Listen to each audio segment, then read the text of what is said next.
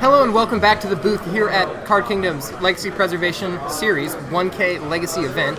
I'm your host, Josh Monks, joined by Jordan Boom Isaka Waka Waka Isaka. And we have a backup match for round 2. We're going to head down to the match now because there's just a few minutes left in the round. We don't want to keep them waiting. We don't want to keep the whole tournament waiting. Absolutely. They got deck checks, so they got a time extension. So they finished just in time, and we're like, hey, you know what? We can put this on camera. We have Jund versus Goblins. Oh, man. So, when I started playing Legacy, I was like, oh, this seems like a really easy matchup. Jund has a bunch of removal. Goblins is a creature deck. That's it. That's really not how these decks play out at all. Not at all. Jund and Goblins are both giant card advantage machines. Goblins is able to find goblins inside of its deck with cards like Goblin Matron. It can generate a whole ton of advantage. Jund also can create a lot of advantage. It's got Dark Confidant and Hymn to Torok as well. I believe it's popularly known as the Bob Bolt deck. Bob Bolt. The legendary Bob Bolt. I know. Legendary Bob Bolt. Martin Clark has one of the Bob Bolt playmats. I'm really sad he's not using it because that's my favorite playmat. I have one. It's a pretty sweet playmat. I mean, to be honest, oh man. So I'm sure they've already seen each other's decks. So Game 3. Okay, yeah, game 3. I mean, like Marsh Flats. What does Marsh Flats mean? Nobody really knows. Could be anything. Could even be Reanimator. But here we go. All right. So it looks like Mog War Marshal on the play for Brent, and it's pretty powerful play. It's certainly a creature that he can get a lot of advantage with. That being said, War Marshal kind of gets trumped by cards like Tarmogoyf or even by Deathrite Shamans too. So he can get outclassed relatively fast, but it is a good advantage card that he's going to want now. One of the cards that Martin could have that is relatively common in Jund decks, you could have Engineered Plague as a possible card. Absolutely. Versus Goblins. Very powerful. Very powerful. Would certainly wipe out that War Marshal at the very least. Yeah, and the token that it makes. By the way, I love Echoing War Marshal. Huge fan of that. Echoing War Marshal? You play War Echo. Marshal and then you pay for the Echo. Paying Echo. You know what? One of the things that I think that's really interesting about Goblins, I bet you he has a card, Pyrokinesis. Yeah. Pyrokinesis. Now, explain to me a little bit about Force of Will. Pyrokinesis. Force of Will's on a cycle. It's not the only card that's a pitch Really? spell. Really? Yeah. Oh. So, it's the best one by a huge margin. By a country mile, Yes. I believe they would say. And so to compensate, how they made that fair? We're going to make it cost 1 life. The rest of them don't pay a life. You just pitch a spell of the right color. Right. Pyrokinesis is the red one. It costs 6 mana, and it deals 4 damage divided how you choose among any number of target creatures. Yeah, so it can't go upstairs. Pyrotechnics, sort of. Yes. But then also, you pitch a red card, right? So, very, obviously, kind of in one of those insane cards where you can hit multiple targets, multiple threats, and certainly a card that Brent's going to want. You 2 for 1 yourself if you only kill 1 creature. But you also can 4 for 2 your opponent if you play it in the right situation. Yeah, if they play a bunch of 1 mana guys, like if you're playing against Death and Taxes. Or Delver. I love Delver Secrets, Young Pyromancer, 2 tokens, get them off the board. Sometimes you get Delver Secrets, Young Pyromancer, and a Deathrite Shaman, and your opponent's like, well, I guess I lose. All right. And then you're just like, okay, play this Goblin Ringleader and get more goblins, right? Win the game. And so Brent has a Relic of Progenitus in play. He's going to be able to eat really some of these good. cards. Yeah, very good against Shrink that Tarmogoyf. Now, one of the things that I think is kind of tough that Brent's going to have to deal with is the Hymn to Toroks from Jund. Yes. Right? Hymn to Torok, very good. I mean, just at getting ahead in advantage.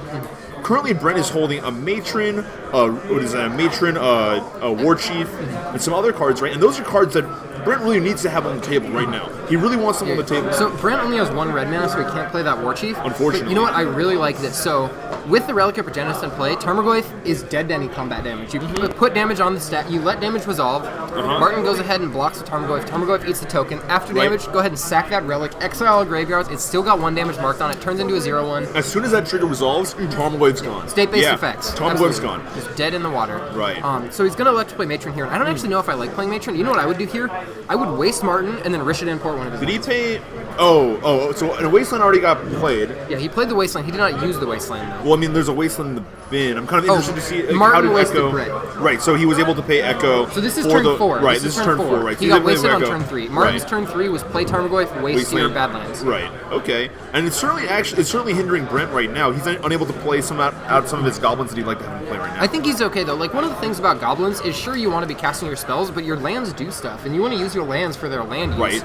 Port, waste. There's a lot of things right now, and man, that relic is about to do double duty. It's going to take away all the food that Deathrite would eat, and also it's going to deal with that Tarmogoyf in short order. However, what Deathrite's real good at doing is getting in the way of goblins. It's a 1/2. It's totally changed how you build goblins.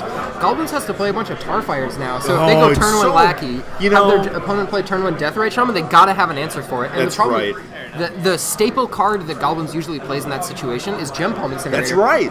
Death Shaman's a 1/2. You'll have Lacking play. It's not so- enough. It's really frustrating. To be honest, I felt like it was relatively frustrating. That being said, we want a lot of Goblins decks running around the I love format. Goblins. I love this deck. It attacks. I don't. I think people that don't like Goblins just haven't seen the beauty yet. They haven't seen the I have, beauty. You I haven't seen have the played light. it before. I played it back when Tin Tree Hooligan got printed. That card is sweet. Yeah, that's a really sick one. Everybody thinks that, okay, so Tin Tree Hooligan's really good because it can kill Jite. It's a card that you can find with the Jite. And everybody says, well, you're not going to be able to play it because they're just going to, you're going to have your War Chief in play, right? Your War Chief is going to make it cost 1, and then you're not going to be able to play Tin Tree.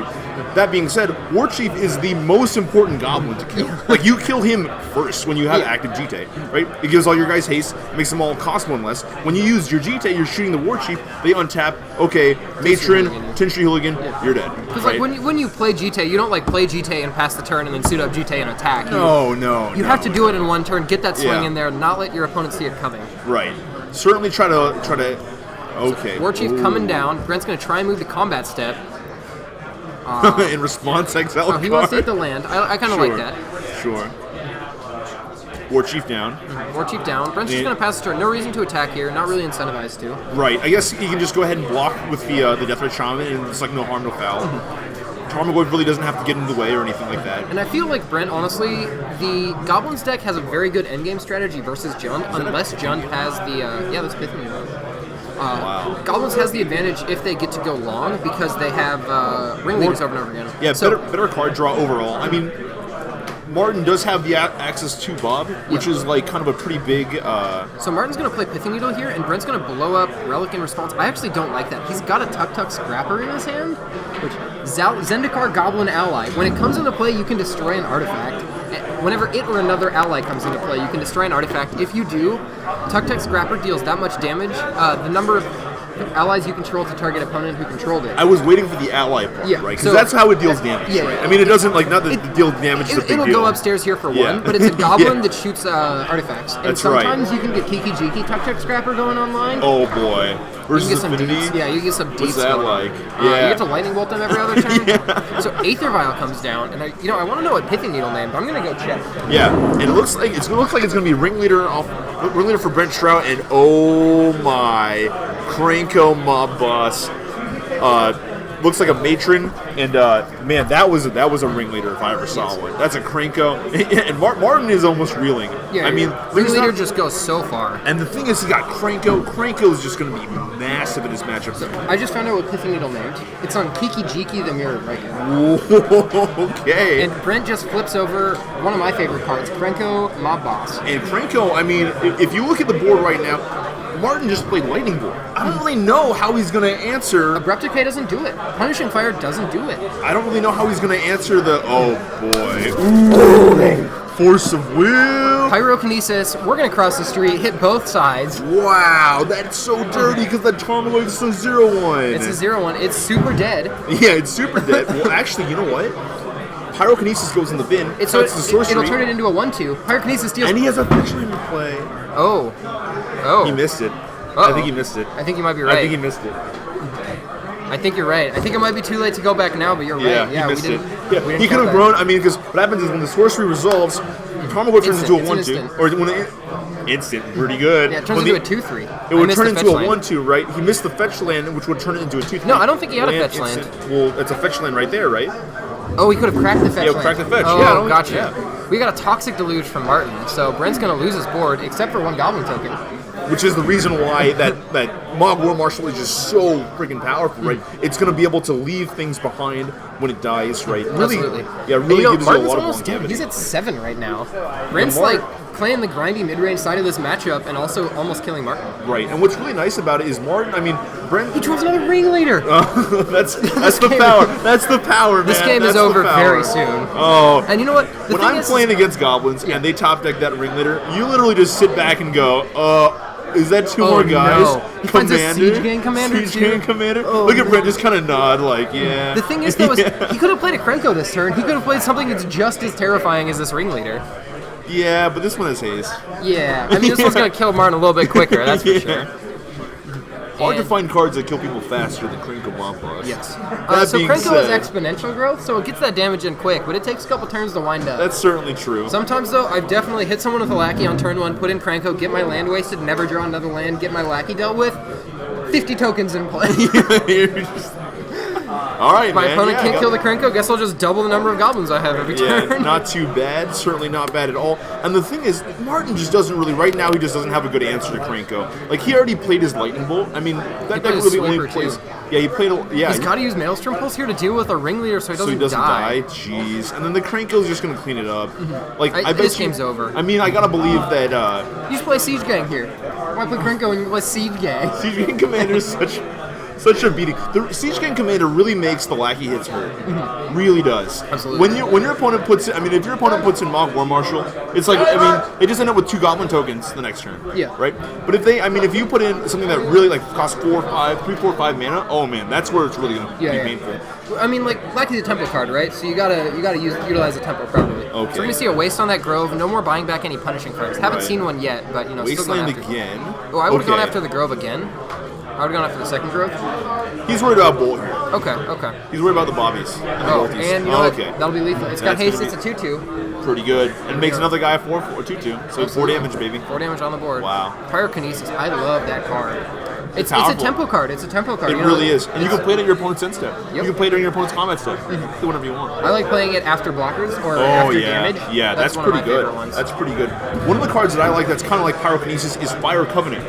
Fire Covenant being black, red, 1. I remember that. You pay X life, right? Yeah, you pay X life, and then it deals damage split amongst targets you choose that aren't creatures your opponent controls. Yeah. Basically, You can't hit players with it. You can't go upstairs. that like would be you can. that would be like some Channel Fireball action right there. But certainly very cool, and some pretty cool cards that are a little bit more fringe playable in some of these fringe decks, right? Pyrokinesis, of course, being one of those cards, and Pithy Needle being kind of an interesting card to see coming out of the Jund deck. So welcome back to the booth, guys. So that was round 2 here at Card Kingdom's Legacy That's 1K right. Legacy Preservation Series. Time literally just got called. That counter, by the way, it's going to be 10 minutes off. The players A time extension. had a time extension, so they had an extra 10 minutes on the clock. But that Right. was regular time, so we won't have to sit through that 10-minute time extension because they just finished on Right, camera. and we're going to be rolling right into round 3. Yeah, absolutely. There's a couple matches still going on behind me, I see. So That's right. it'll probably be about 5 minutes until we get round 3 started.